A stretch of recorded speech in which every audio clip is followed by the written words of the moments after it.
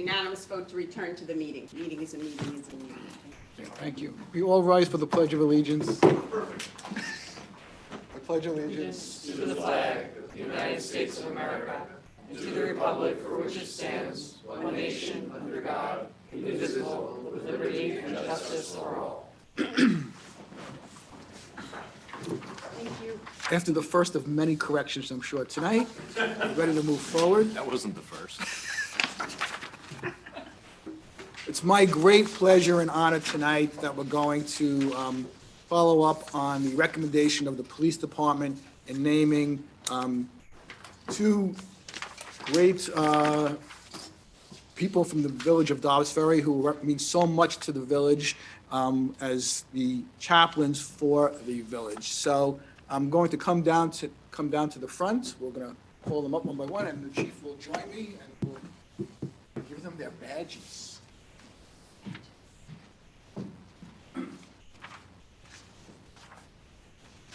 Rabbi Stein.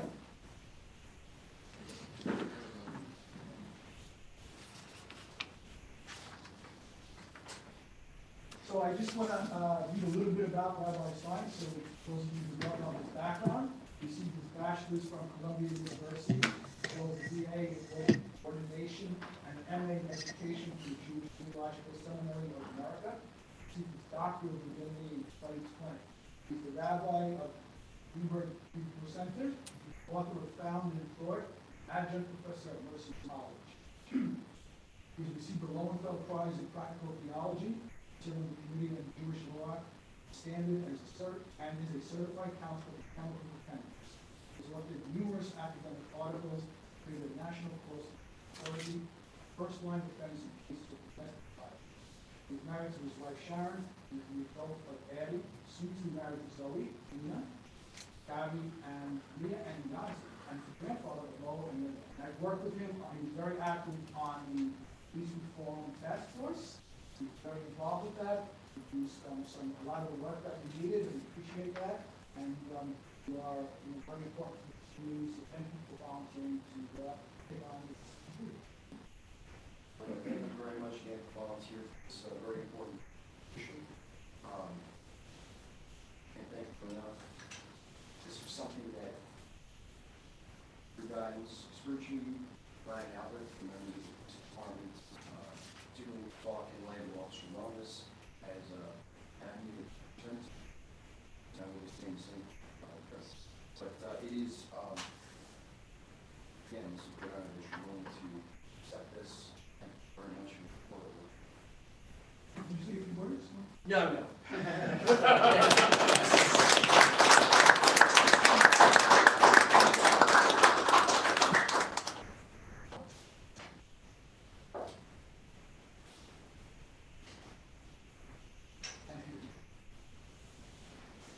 I'm going to just briefly read some of the highlights. Reverend Christopher William Montero is a priest of the Archdiocese of New York and served as pastor of Sacred Heart, Our-Lady of Pompeii Parish in Dobbs Ferry since July 1st, 2019. Previously, he was the pastor of St. Anthony of Padua Parish in West Paris, New York, 12 years, 2007 2019. Father Montero was ordained a priest on May 17, 2003. St. Patrick's Feast of Cardinal Edward Lee was assigned to St. Teresa of Infant Jesus Parish in Pelham Section, France, fulfilling a calling to the priesthood which he recognized from the age of 6. Wow. In May of 1994, he graduated with honors from Iona College, was a Bachelor of Arts degree from Iona, a Bachelor of Sacred Theology degree University of St. Thomas Aquinas, Master of Divinity degree from St. Joseph Seminary College in Honolulu. Father also served on the Presbyterian Council of the Archdiocese of New York, as chairman of the Southern Westchester Community, also the representative of the Archdiocese of New York, Peace Council, the Province of New York. Additionally, he's a member of the directors of the Upper East Memorial Foundation, Fourth United. Father enjoys flying and aviation. He has traveled extensively to all parts of the world throughout his lifetime. He loves music of all kinds and has worked with sacred, We need dirt, so we said focal point in each of the parishes where we're doing trunks. First in English, Spanish, Italian, and music, which is always recognized as universal. And those been the weeks that are passing, and those people with their foresight as well.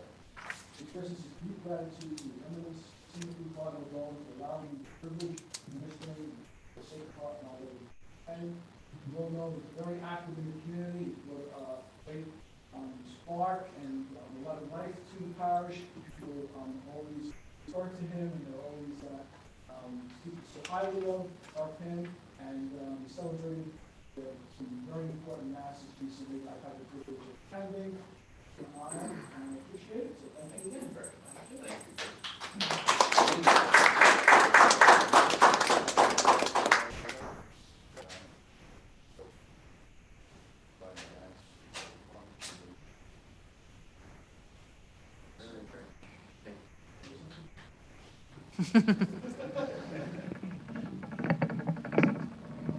I just would like to, first of all, say thank you to you, Mr. Mayor, thank you to the town board, thank you to Chief Guevara, and to the members of the police department who are here, members of the community who are here as well, for not only the honor, but also the privilege and the responsibility of serving in this role, which is a very important one.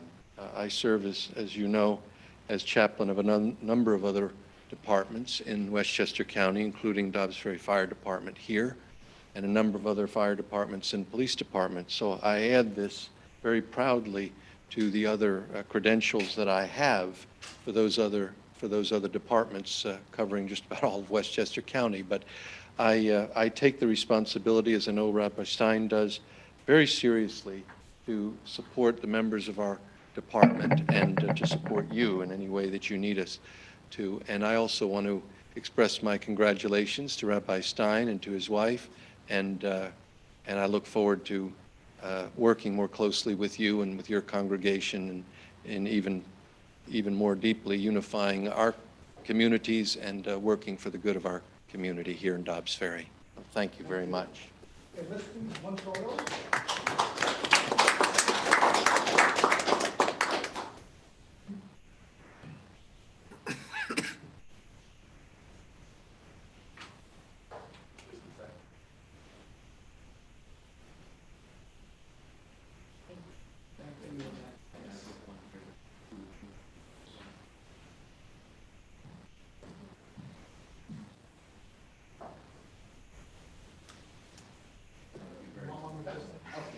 You sure you don't want to say anything? I'm sure.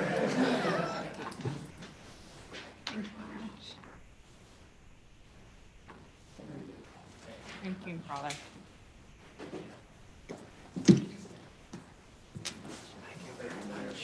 Thank you. Thank you for Sir Robert's Rules of Order. One day.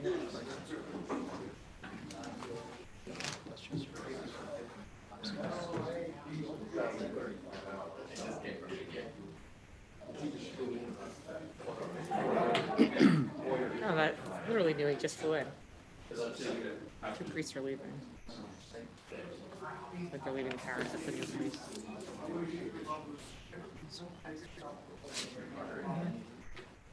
Just one church. One church in Hampshire. New separate parishes. Separate. 3 separate, but one by one.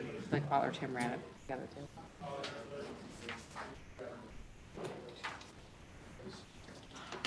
Okay, our next item on the agenda is a public hearing. Is there a motion to open the public hearing to address the zoning provisions of the Dobbs Ferry Code? Trustee Patino, second. Trustee Rosenberg, all in favor?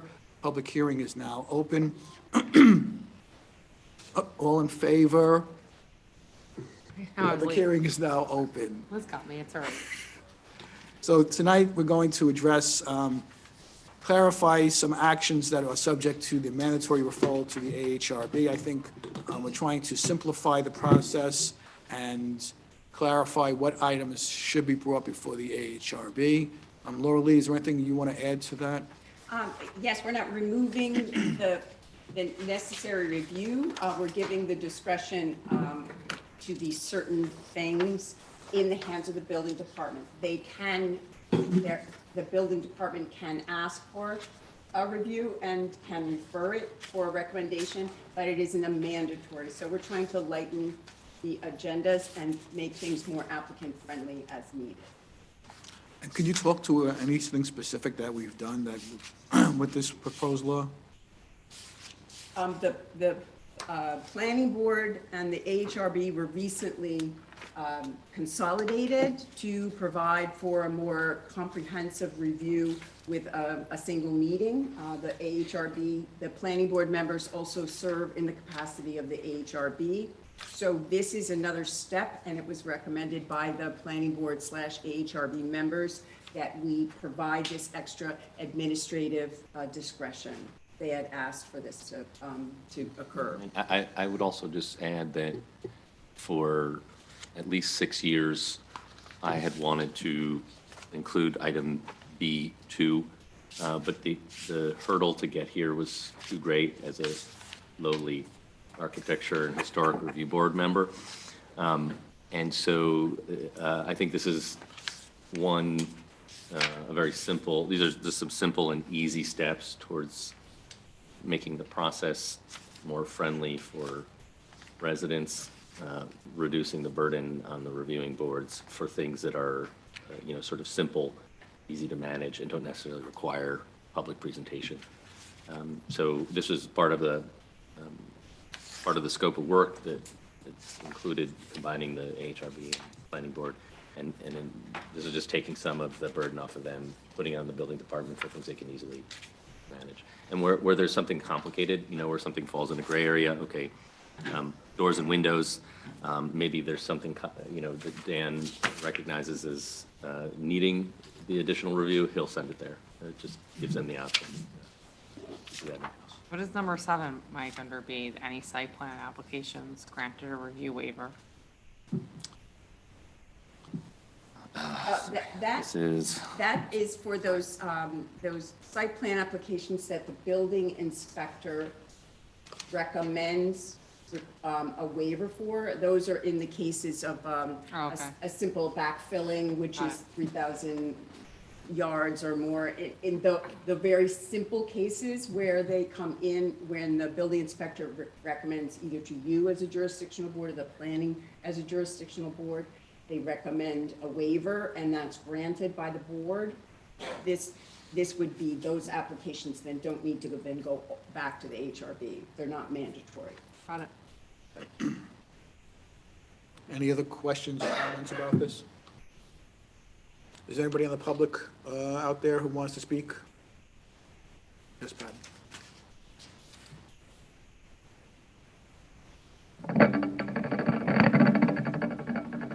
I just want to really thank the board for getting this where they've gotten. This is something Mike knows I've been complaining about for many, many years. We have examples in our village of projects that went awry because there were conflicts between the two boards, and I don't think that did any benefit for the community. So I think this is a step that will really help not only expedite processes for people who are before the village with the right information and all, but it will also enable, I think, the board to do a more thorough effort on individual projects, because one of the challenges when you're getting bumped all around, it can be things get lost in translation. So I think this is going to improve the quality of the work that comes through the boards, and I think it'll be to the benefit of anybody who has to appear before a board. So I thank you. Thanks, Matt. Anybody else have any comments? Okay. So since there are no comments, I'm like to take a motion to close the public hearing. Trustee Patino, second trustee Rosenberg, all in favor. Public hearing is now closed. Based upon the comments, I think we're ready to move forward with this. So can we You take, have a draft resolution in your package. so is there a motion to adopt a local law clarifying the list of mandatory referrals to the Architectural and Historic Review Board?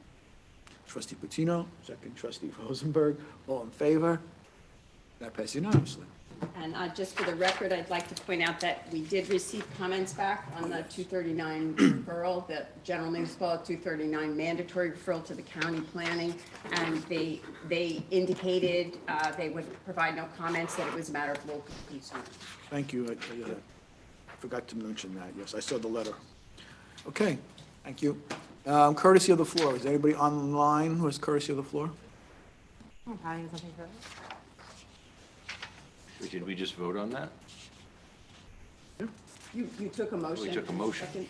And secondly, we all in favor, we all voted. Oh, I'm sorry, I didn't notice that I'd kept my hand up. Sorry. Liz, did you have a record of the vote on that? Yes. Okay, Sorry. she's all set. Had a little brain fart. Okay, action item number 1 is to consider a resolution authorizing the interim village administrator to execute a shared intermunicipal agreement with, regarding the New York State Department of Conservation grant for the recycling app. You know, in our packet, we would give an information, some background information on this. Are there any questions or comments regarding the grants for the app? Okay, so is there a resolution to authorize the interim village administrator to execute the shared intermunicipal agreement grant for recycling app? Trustee Sullivan, second. Trustee Taylor, all in favor? That resolution passes. Action item number 2 is to consider a resolution authorizing the interim village administrator to sign an agreement with Student Assistance Services for 1 year, for the period of September 30th, 2022 through September 29th, 2023, in the amount of $8,650 to be paid from the federal grant monies received for the Youth Services Council.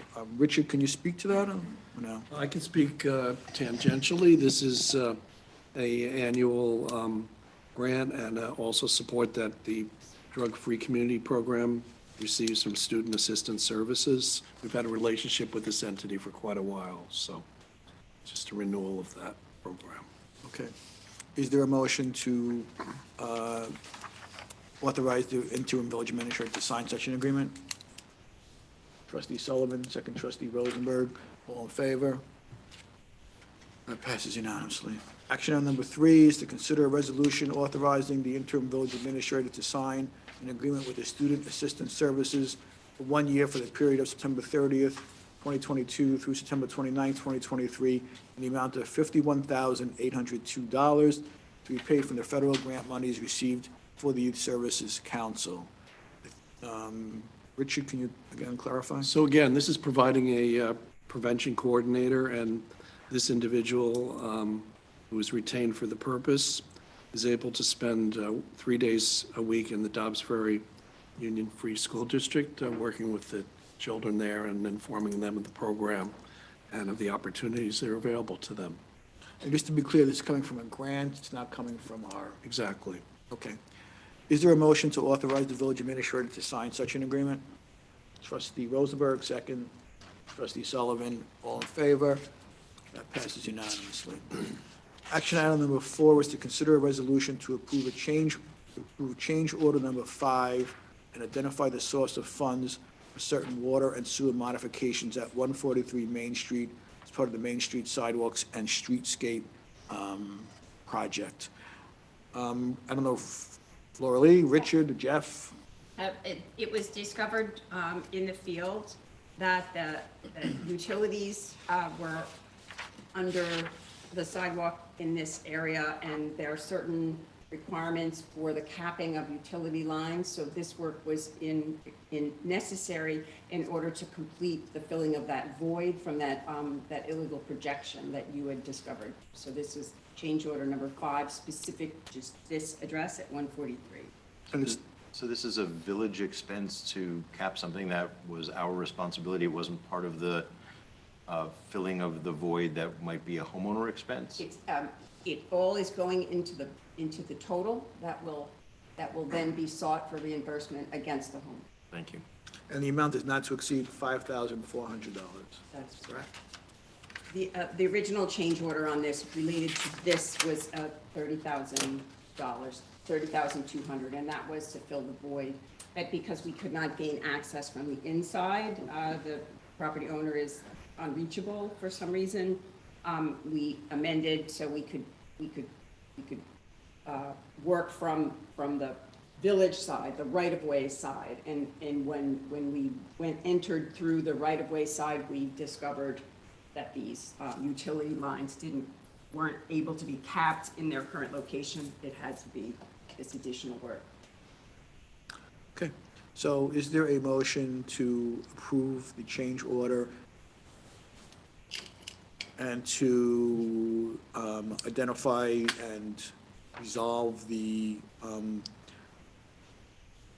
all the actions necessary to effectuate the intent of this resolution? By that I mean to identify the source of income that it's going to come from. Trustee Patino, second. Trustee Galen, all in favor? Passes unanimously. Action item number 5 is to consider a resolution acknowledging donation of a custom fabricated New Year's Eve ball from Lou Bruto of Pacific Trans Global Construction Company, honoring the village's 150th birthday. So I was there. It was a great ball. We appreciate the donation from Mr. Bruto. He had his family there. It was a great night. It was a great, the fact ball looked great. I think it rivaled New York City's ball. So we appreciate the fact that he took the time to prepare and donate the ball. So is there a motion to acknowledge his donation? Trustee Patino, second. Trustee Sullivan, all in favor? That passes unanimously. Is there a motion to consider a resolution approving the audit of claims as submitted and recommended by the village treasurer? Jeff, do you have anything you want to share on that? Just a standard, excuse me, standard audit, unless there's any questions. Anybody have any questions? Okay, is there a motion?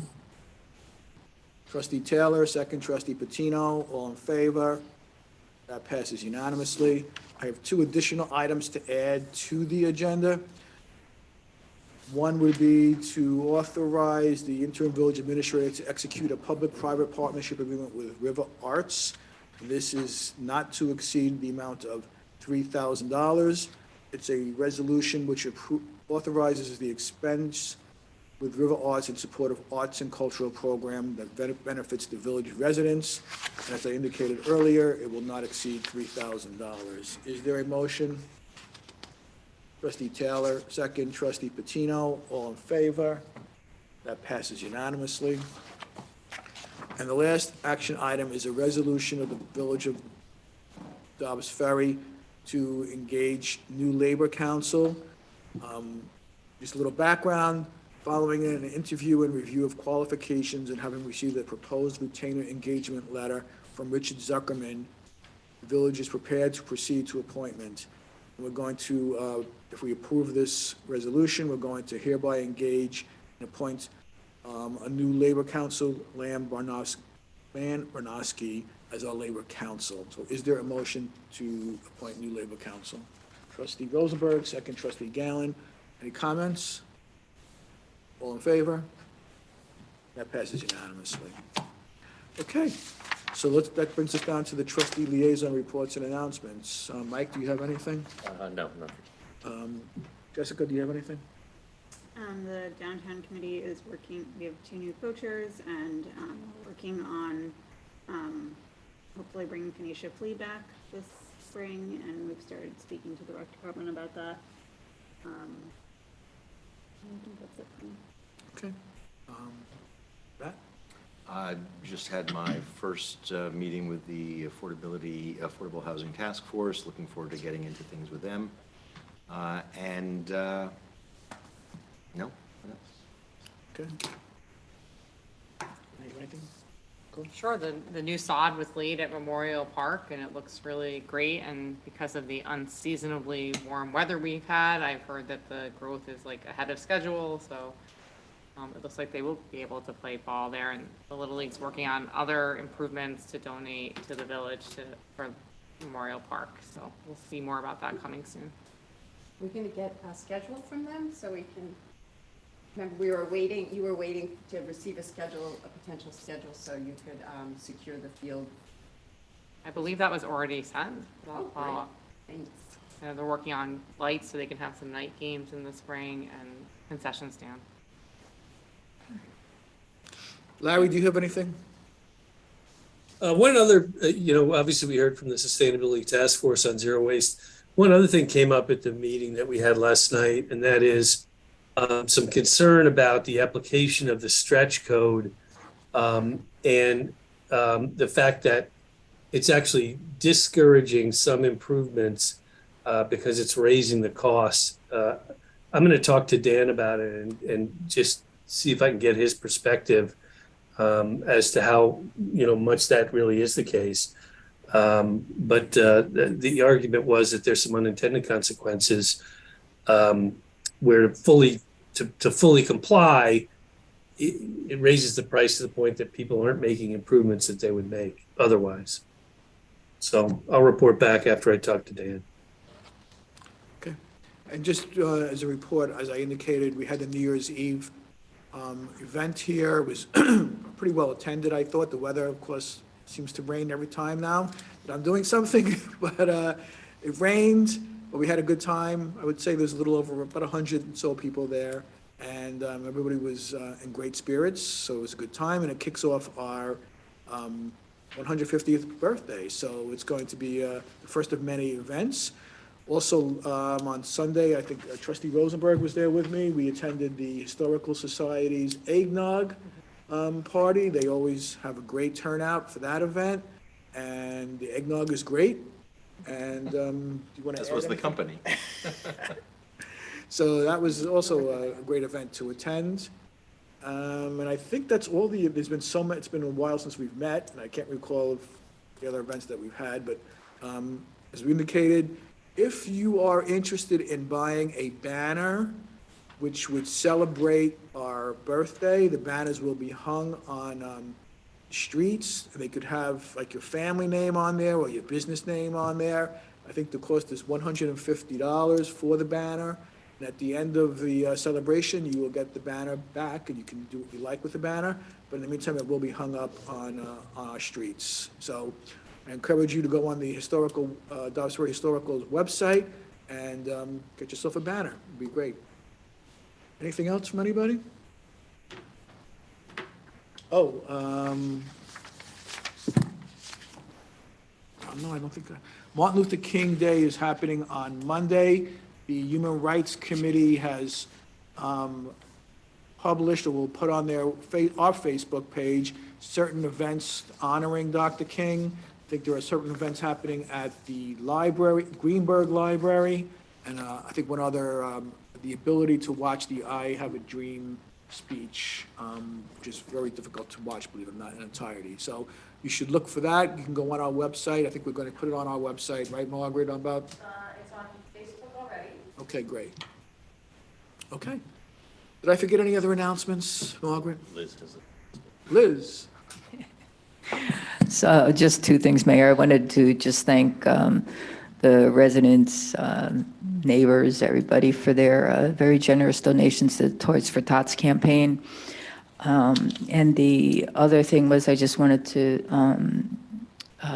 say on Sunday that the proclamation was issued to Deacon Sharon Brennan from Dobbs Ferry Lutheran Church in honor of her 20 years of serving as a deacon.